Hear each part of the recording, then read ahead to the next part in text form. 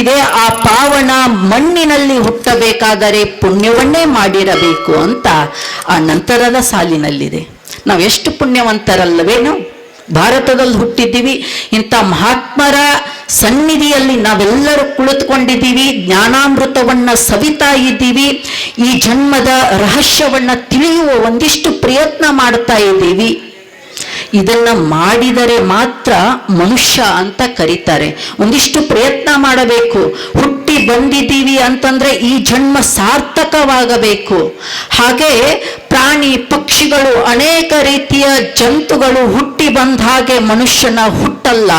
ಈ ಹುಟ್ಟಿನ ಹಿಂದೆ ಒಂದು ರಹಸ್ಯ ಇದೆ.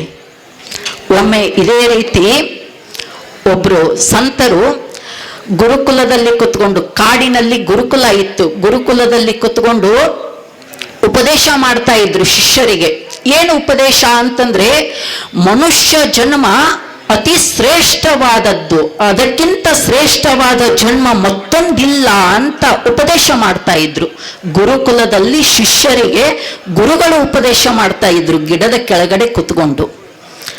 ಆವಾಗ ಶಿಷ್ಯರು ಕೇಳ್ತಾ ಇದ್ರು. ಇದನ್ನ ಕೇಳಿದ ಪಕ್ಕದಲ್ಲೇ ಇರುವ ಒಂದು ಹಸು ಬಂತು, ಆಕಳ ಬಂತು ಗುರುಗಳ ಬಳಿಗೆ.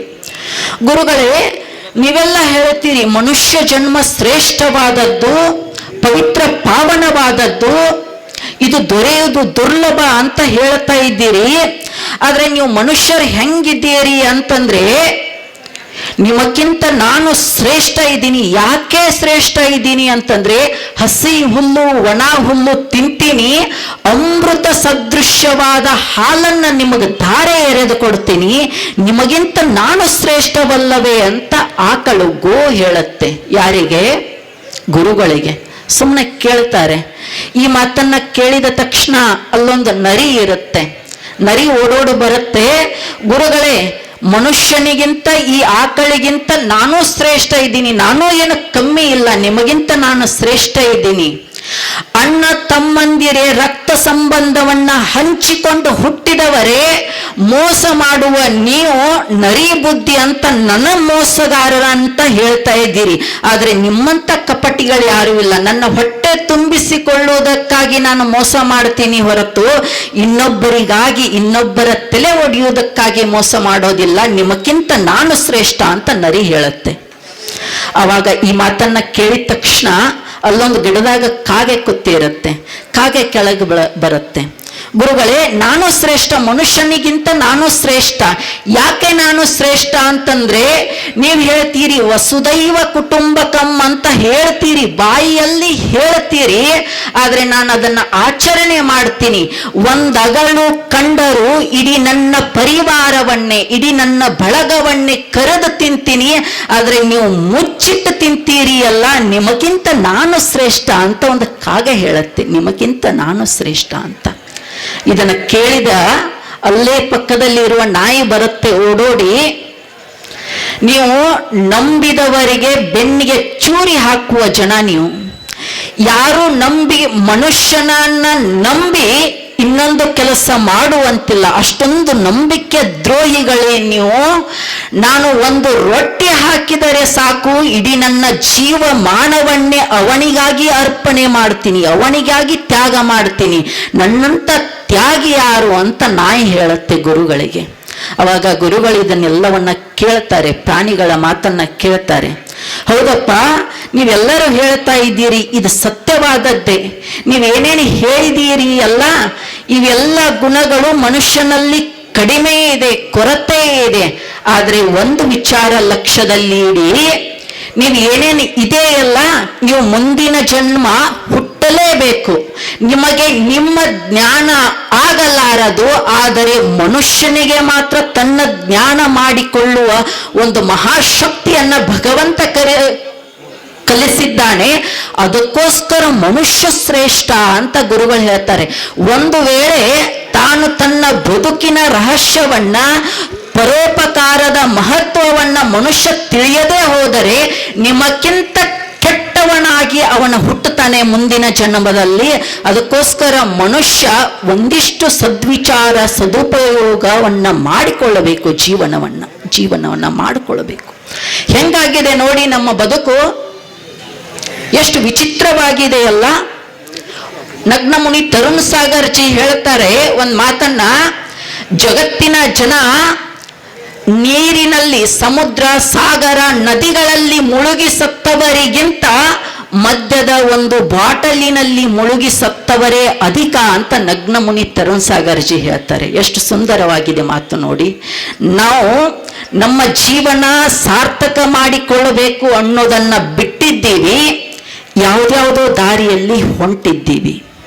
ಇಷ್ಟೆಲ್ಲ ಮಹಾತ್ಮರು ನಮಗಾಗಿ ಜ್ಞಾನಾಮೃತವನ್ನ ಮಾಡ್ತಾ ಇದ್ದಾರೆ, ಆದರೆ ಕಿವಿ ಒಳಗೆ ಇಳಿತಾ ಇಲ್ಲ, ಅಂತರಾಳದೊಳಗೆ ಇಳಿತಾ ಇಲ್ಲ. ಯಾಕೆ ಇಳಿತಾ ಇಲ್ಲ ಹೇಳಿ ನಮಗೆ? ಅದು ಅಂತರಾಳದೊಳಗೆ ಕೇಳಿದ ತಕ್ಷಣ ಮಾಯವಾಗಿ ಬಿಡುತ್ತೆ. ಯಾಕೆ ಮಾಯವಾಗಿ ಬಿಡುತ್ತೆ ಅಂತಂದ್ರೆ, ನಮ್ಮ ಮನಸ್ಸುಗಳನ್ನ ಕಸದ ಡಬ್ಬಿಗಳನ್ನಾಗಿ ಮಾಡಿಕೊಂಡಿದ್ಬಿಟ್ಟಿದ್ದೀವಿ, ಡಸ್ಟ್ಬಿನ್ ಮಾಡಿಕೊಂಡು ಬಿಟ್ಟಿದ್ದೀವಿ. ಡಸ್ಟ್ಬಿನ್ ನಲ್ಲಿ ಯಾವಾಗಲಾದ್ರೂ ಹೂಗಳನ್ನು ಹಾಕೋಕ್ ಸಾಧ್ಯವಾಗುತ್ತೇನೋ? ಅಲ್ಲಿ ಪುಷ್ಪಗಳನ್ನ ಇಡೋಕೆ ಸಾಧ್ಯವಾಗುತ್ತೇನೋ? ಆ ಡಸ್ಟ್ಬಿನ್ ಯಾವ್ರಿಗಾದ್ರೂ ಪವಿತ್ರ ಪಾವನ ಎನಿಸುತ್ತೇನೋ? ನಮಗೆ ಮನುಷ್ಯರಿಗೆ ಡಸ್ಟ್ಬಿನ್ ಬೇಡ ಎಂದ ಮೇಲೆ ಭಗವಂತನಿಗೆ ಆ ಡಸ್ಟ್ಬಿನ್ ಹೇಗೆ ಬೇಕಾಗತ್ತೆ? ಅದನ್ನೊಂದಿಷ್ಟು ಸ್ವಚ್ಛ ಮಾಡಿ ಸುಂದರ ಮಾತುಗಳನ್ನ ಅದರೊಳಗೆ ತುಂಬಿಕೊಂಡು ಮಹಾತ್ಮರ ನುಡಿಗಳನ್ನ ಅಂತರಾಳದೊಳಗೆ ಇಳಿಸಿಕೊಂಡಾಗ ಆ ಭಗವಂತನಿಗೂ ಆ ಬುಟ್ಟಿ ಪ್ರಿಯ ಎನಿಸುತ್ತದೆ. ನಮ್ಮ ಬುಟ್ಟಿ ಪ್ರಿಯವೆನಿಸಬೇಕು, ಭಗವಂತನಿಗೆ ಪ್ರಿಯ ಎನಿಸಬೇಕು. ಹೌದಲ್ಲವೇನು? ಮಹಾತ್ಮರು ಅವರು ನಮಗಾಗಿ ಬಂದವರು, ನಮ್ಮ ಉದ್ಧಾರಕ್ಕಾಗಿ ಬಂದವರು ಮಹಾತ್ಮರು.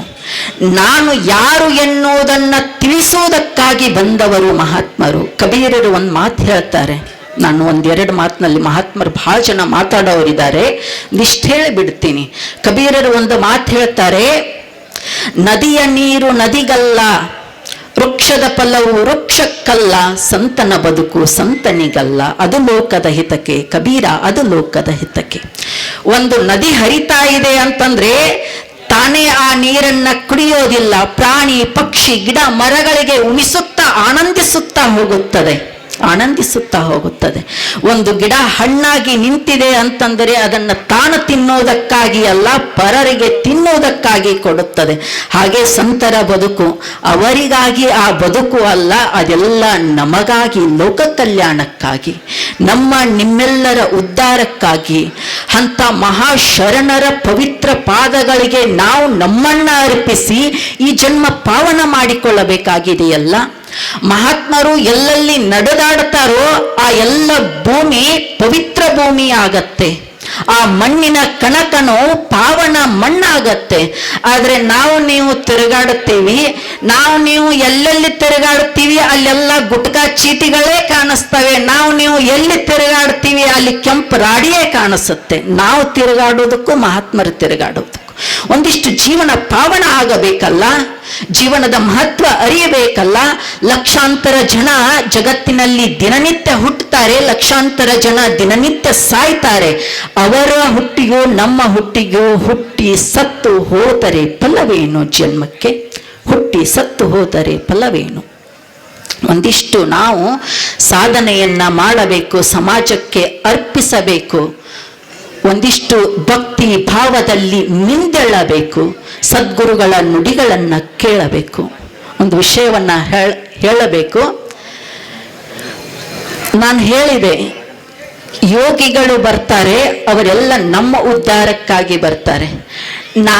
ನೀವು ಒಂದು ದಿನ ಸಮಾಜಕ್ಕಾಗಿ ಕೊಡಬೇಕು, ಸಮಾಜದ ಕೆಲಸ ಮಾಡಬೇಕು ಅಂದ್ರೆ ನಮಗೆ ಬಿಡುವು ಇರೋದಿಲ್ಲ. ಆದ್ರೆ ಯೋಗಿಗಳು, ಸನ್ಯಾಸಿಗಳು ತಮ್ಮ ಇಡೀ ಬದುಕನ್ನೇ ಸಮಾಜಕ್ಕಾಗಿ ಮೀಸಲಿಟ್ಟಿದ್ದಾರೆ. ನಾಳೆ ಪೂಜ್ಯ ನನ್ನ ಗುರುದೇವರದ 50ನೇ ವರ್ಷದ ಹುಟ್ಟುಹಬ್ಬ, 50ನೇ ವರ್ಷ, ಸುದೀರ್ಘ 50 ವರ್ಷ ಸಮಾಜಕ್ಕಾಗಿ ಅವರು ಇಟ್ಟಿದ್ದಾರೆ. ಎಲ್ಲ ಸನ್ಯಾಸಿಗಳು 50 ವರ್ಷ ಸುದೀರ್ಘ ಅವರ ಬದುಕನ್ನ ನಮಗಾಗಿ, ನಾವು ಒಂದು ದಿನ ಸಮಾಜಕ್ಕಾಗಿ ಇಡುವುದರಲ್ಲಿ ಸೋಲುತ್ತೀವಿ. ಆದರೆ ಮಹಾತ್ಮರು ನಮ್ಮ ಉದ್ಧಾರಕ್ಕಾಗಿ ಬಂದವರು. ಒಂದಿಷ್ಟು ಸಾಧನೆಯನ್ನ ಮಾಡಬೇಕು, ಸಾಧನೆಯ ಪಥದಲ್ಲಿ ಹೋಗಬೇಕು. ಎಲ್ಲ ಸದ್ಗುರುಗಳ ಆಶೀರ್ವಾದ ನಮ್ಮ ನಿಮ್ಮೆಲ್ಲರ ಮೇಲೆ ಇರಲಿ. ಇಲ್ಲೊಬ್ಬ ಸಾಧಕ ಕೂತಿದ್ದಾನೆ, ಪೂಜ್ಯರ ವಿಡಿಯೋಗಳನ್ನು ನಾವೆಲ್ಲ ನೋಡ್ತಿದ್ವಿ. ನಮ್ಮಂಥ ಸಾಧಕರಿಗೆ ಅದು ಸ್ಫೂರ್ತಿದಾಯಕ ವಿಡಿಯೋಗಳು. ನಾವು ದಿನನಿತ್ಯ ನೋಟ್ಸ್ಗಳನ್ನು ಮಾಡಿಕೊಂಡು ಅದರಲ್ಲೇ ಪಾಠಗಳನ್ನು ಕೇಳ್ತಾ ಇರ್ತೀವಿ. ಅವನ ಕಾರ್ಯ ಬಹಳ ಅದ್ಭುತವಾದದ್ದು. ಎಲ್ಲೇ ಸಂತ ಮಹಾತ್ಮರ ನುಡಿಗಳು ಇರಲಿ, ಅವುಗಳನ್ನೆಲ್ಲವನ್ನ ಸೆರೆ ಹಿಡಿದು ಸಮಾಜಕ್ಕಾಗಿ ಒಂದಿಷ್ಟು ಕೊಡಬೇಕು. ನಾನೇನಾದರೂ ಮಹಾತ್ಮರ ನುಡಿಗಳನ್ನು ಸಮಾಜಕ್ಕೆ ಕೊಟ್ಟರೆ 4 ಜನ ಆದರೂ ಆ ಮಾತುಗಳಿಂದ ಬದಲಾವಣೆಯಾಗಬಲ್ಲರಲ್ಲ, ಪ್ರೇರೇಪಣೆಗೊಂಡು ಸಮಾಜದ ಸೂಪಟ ಹೋಗಬಲ್ಲದಲ್ಲ. ಈ ಸೋಷಿಯಲ್ ಮೀಡಿಯಾ ಜಗತ್ತು ಬರೀ ಕೆಟ್ಟದ್ದಕ್ಕಾಗಿ ಅಲ್ಲ, ಒಂದಿಷ್ಟು ಒಳ್ಳೆಯದನ್ನ ಅದರೊಳಗೆ ತುಂಬುಣ ಅಂತ ಆ ತುಂಬುವ ಪ್ರಯತ್ನವನ್ನ ಅವನು ಮಾಡ್ತಾ ಇದ್ದಾನೆ. ಹಾಗೆ ನೀವು ಸಮಾಜದೊಳಗೆ ಒಂದಿಷ್ಟು ಒಳ್ಳೆಯದನ್ನ ಹುಡುಕುವ ಪ್ರಯತ್ನ ಮಾಡೋಣ, ಒಳ್ಳೆಯದನ್ನ ತಿಳಿದುಕೊಳ್ಳುವ ಪ್ರಯತ್ನ ಮಾಡೋಣ, ಒಳ್ಳೆಯದನ್ನ ಹಂಚುವ ಪ್ರಯತ್ನ ಮಾಡೋಣ, ಒಳ್ಳೆಯದನ್ನ ಉಣ್ಣುವ ಪ್ರಯತ್ನ ಮಾಡೋಣ. ಆಗ ಬದುಕು ಸಾರ್ಥಕವಾಗತ್ತೆ ಅಂತ ಹೇಳ್ತಾ ನನ್ನೆರಡು ತೊದಲ ನುಡಿಗಳನ್ನ ಎನ್ನ ಗುರುದೇವರ ಪವಿತ್ರ ಪಾದಗಳಿಗೆ ಅರ್ಪಿಸಿ ಎಲ್ಲರಿಗೂ ವಂದನೆಗಳು.